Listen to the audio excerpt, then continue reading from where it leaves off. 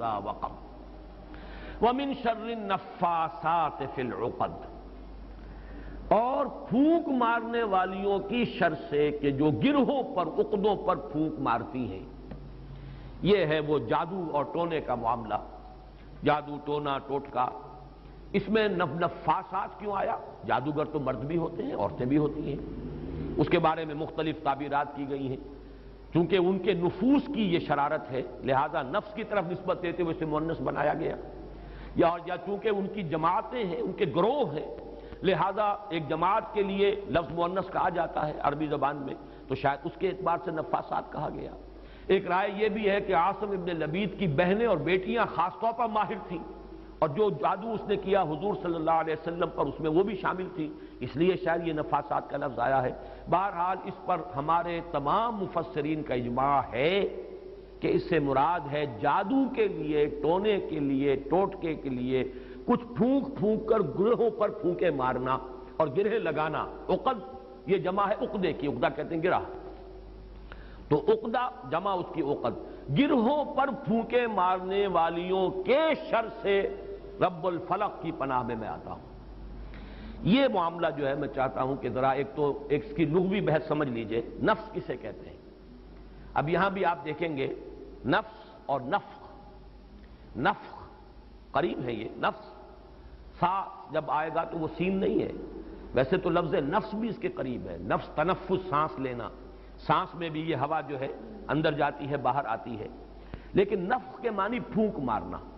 نفخ اس کو کہتے ہیں پھونک کو جس کے ساتھ کوئی تھوک وغیرہ شامل نہ ہو۔ نفس وہ ہے جو زور کے ساتھ پھونکا جائے، پھونک ماری جائے تو کچھ نہ کچھ لعاب جو ہے اس کے ساتھ شامل ہو جاتا ہے۔ تفل کہتے ہیں باضابطہ پھونکنے کو۔ تو نفس جو ہے یہ نون فا اور سا، یہ نفس جو ہے نفخ اور تفل کے مابین کی شے ہے۔ جب زور کے ساتھ پھونک ماری جاتی ہے تو کچھ نہ کچھ لعاب جو ہے اس کے ساتھ شامل ہو جاتا ہے، یہ ہے نفس، پھونکے مارنا شدت کے ساتھ، زور کے ساتھ۔ اور اس میں بھی میں یہ سمجھتا ہوں کہ وہی کہ جو بھی انہوں نے جو کچھ پڑھا ہے ان کلمات کے اندر جو بھی خرابی ہے، اس کے ساتھ ساتھ وہ جنہوں نے ریاضتیں کی ہوئی ہیں، مشقیں کی ہوئی ہیں، ان کی اپنی انرجی کا جو ایک حصہ ہے وہ اس پھونک کے اندر شامل ہو کر وہ اس جادو کا ذریعہ اور سبب بنتا ہے۔ نفاسات فی العقد، یہ ایک صرف طبقہ ہے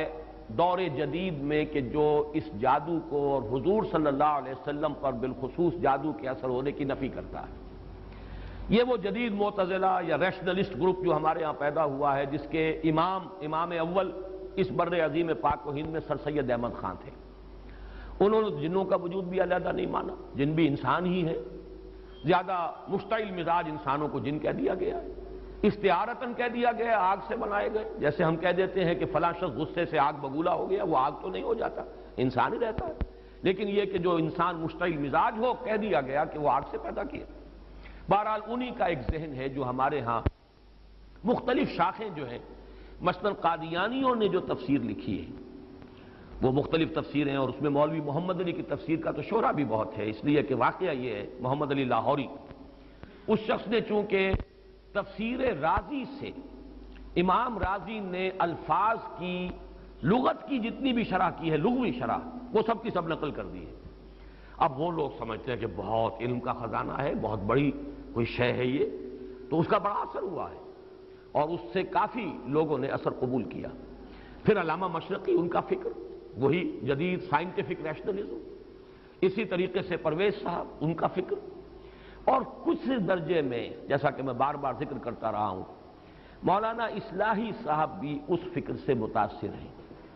مختلف جگہوں پر حدیثوں کا معاملہ جہاں ان کا آتا ہے اس میں یہ اگر تجزیہ کریں گے تو معلوم ہوگا کہ وہی اصل بات ہے۔ چنانچہ اس میں انہوں نے کافی مذمت کی ہے ان لوگوں کی کہ جو اس جادو وغیرہ کے معاملے کو اس طریقے سے تسلیم کرتے ہیں، حالانکہ علمی بحث کا تقاضا یہ تھا کہ ان احادیث پر نقد کریں، جرح کریں، لیکن پھر بھی کم سے کم اس معاملے میں نے دیکھا کہ انہوں نے اجمالاً کچھ تھوڑا سا مان بھی لیا ہے، لیکن یہ کہ عام قاری جب پڑھے گا ان کی بحث کو تو وہ اس کی نفی کی طرف ہی راغب ہوگا، لیکن یہ کہ اگر بہت ہی گہرائی میں دیکھا جائے تو کچھ مانا ہے انہوں نے اس میں، اور اس کا سبب میں بیان کر چکا ہوں۔ مولانا فراہی، جن کی عظمت کا میں بہت قائل ہوں، قرآن مجید پر جو محنت انہوں نے کی ہے، جس طرح مائکروسکوپ لگا کر وہ اس کے ایک ایک لفظ کو سمجھنے کی کوشش کرتے ہیں، بہت کم انہوں نے تصانیف کی ہیں، اور جو بھی ہم تک پہنچی ہیں، واقعہ یہ ہے کہ ان کی دقت نظر اور ان کی محنت اور ان کا شغف، ان کا ذوق و شوق، ان سب کی پوری گواہی ان کی تصانیف سے ملتی ہے۔ لیکن سر سید کا قرب رہا، علی گڑھ میں رہے، اور ظاہر بات ہے سر سید کی شخصیت جو ہے وہ بہت مؤثر شخصیت تھی۔ ہمارے ہاں بھی خلیفہ عبدالحکیم صاحب ہوتے تھے، یہ پورا ادارہ ثقافت اسلامیہ جو ہے اس پر اس ایک شخص کی بڑی چھاپ ہے، اور فکری اعتبار سے بہت بلند تھا۔ لیکن وہی نیشنلزم، وہی جو اقلیت ہے اس دور کی، جو علماء بھی وہاں گئے ہیں، حالانکہ سکہ بند علماء تھے، سکہ علماء تھے، لیکن ان کے فکر سے متاثر ہو گئے۔ یہ ایک ثبوت ہے کہ ایسی شخصیت جو ہے اس کے اثرات ہو جاتے ہیں۔ مولانا فراہی رہے علی گڑھ میں، استاذ بھی رہے،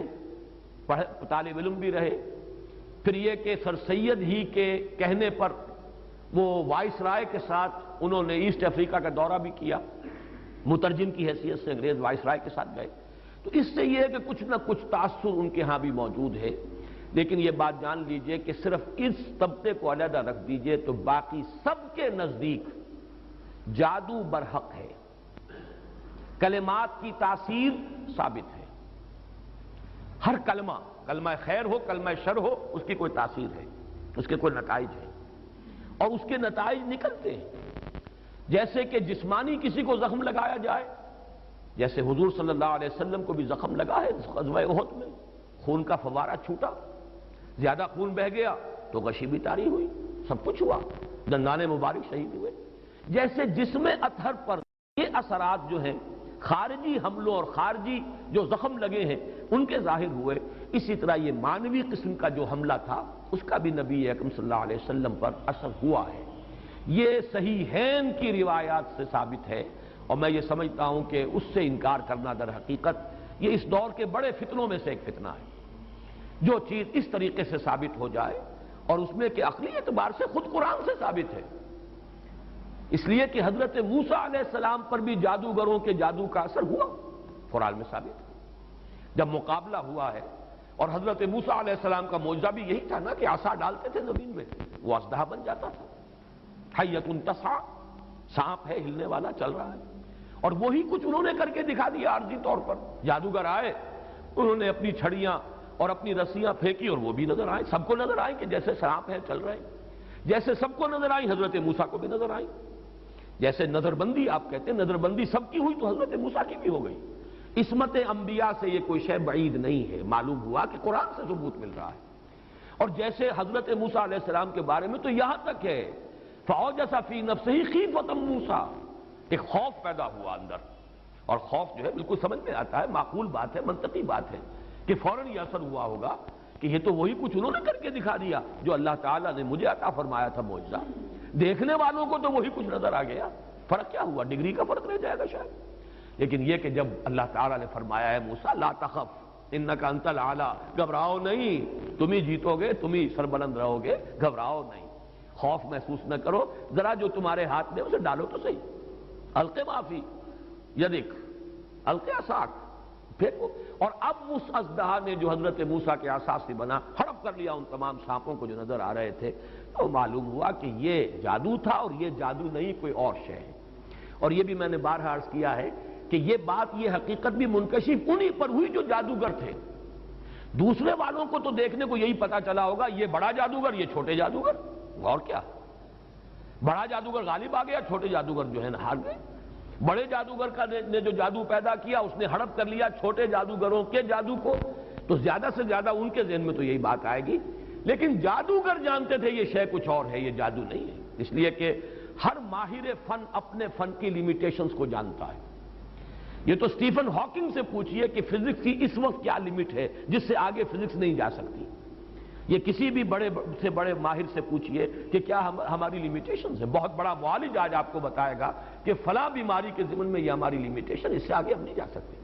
فرض کیجئے ایک دم کوئی اس سے 1000 گنا آگے کی کوئی بات آ جائے تو اسے معجزہ کہا جائے گا، یہ معجزہ ہے، یہ کوئی اور شے ہے۔ یہ انسانی علم اور سائنس کی ترقی کا معاملہ نہیں ہے۔ انسانی علم اور انسانی سائنسی ترقی جو ہے وہ تو قدم بقدم آگے بڑھتی ہے، سٹیپ بائی سٹیپ۔ اس طریقے سے چھلانگے تو نہیں لگایا کرتے۔ بہرحال جب حضرت موسیٰ پر بھی وہی تاثر ہوا جو باقی لوگوں پر تھا تو قرآن سے ثابت ہے، تو حضور صلی اللہ علیہ وسلم پر بھی یہ ہوا ہے۔ باقی مختلف لوگوں نے مختلف طریقے سے اس کی نفی کی ہے، مذاق اڑایا ہے، اس پر یہ کہہ دیا کہ اس سے تو پھر نبی کی عصمت جو ہے وہ ختم ہو گئی۔ لوگ جو کہتے تھے کہ یہ جادوگر ہیں، گویا کہ ان روایات اور ان احادیث کو ہم قبول کر لیں تو جادو کا اثر ہو جانا ثابت ہو گیا، حالانکہ اس میں بھی بڑا فرق ہے۔ وہ کہتے تھے جادوگر کس معنی میں کہ یہ خود جادو کر رہا ہے، یہاں یہ کہ جادو کا اثر آپ پر ہوا ہے، اور وہ بھی اثر اس درجے میں نہیں ہوا کہ جس سے آپ کی عصمت مجروح ہو جائے اور غیر معتبر ہو جائے، اس لیے کہ اس کا کسی اور کو تو پتہ ہی نہیں چلا، گھر والوں کو بھی اندازہ نہیں ہوا، صرف حضور نے اس کیفیت کو محسوس کیا ہے، اور وہ بھی صرف دنیاوی معاملات میں۔ کسی نماز کے بارے میں یہ نہیں آیا کہ حضور نے نہ پڑھی ہو اور آپ کو یہ گمان ہو گیا ہو کہ میں پڑھ چکا ہوں، نہیں۔ البتہ یہ کہ تعلق زن و شوق، میں اپنی فلاں اہلیہ کے ہاں ہو آیا ہوں لیکن آپ نہیں گئے، اس طرح کا کچھ معاملہ، انسانی معاملات، خالص بشری تقاضوں کے ضمن میں، بشری معمولات کے ضمن میں تو یہ اثر ہوا ہے کہ آپ نے کوئی کام نہیں کیا لیکن خیال یہ کیا کہ کر لیا ہے۔ باقی یہ کہ جو کار نبوت ہے یہ ہے محفوظیت۔ اللہ تعالیٰ نے اس جادو کے اثر سے بھی جو آپ کا فرض منصبی ہے، آپ کے نبوت و رسالت کے جو پہلو ہیں ان کو محفوظ رکھا ہے، اس زمانے میں بھی، اس دور میں بھی جبکہ آپ پر یہ جادو کا اثر تھا۔ بہرحال جادو برحق ہے، البتہ جادو کرنا کفر ہے۔ زہر میں تاثیر ہے، کسی کو زہر کھلانا یہ بہرحال جرم ہے، یہ قتل عمد ہے، زہر سے مارنا اس کی تو سزا ہو جائے گی۔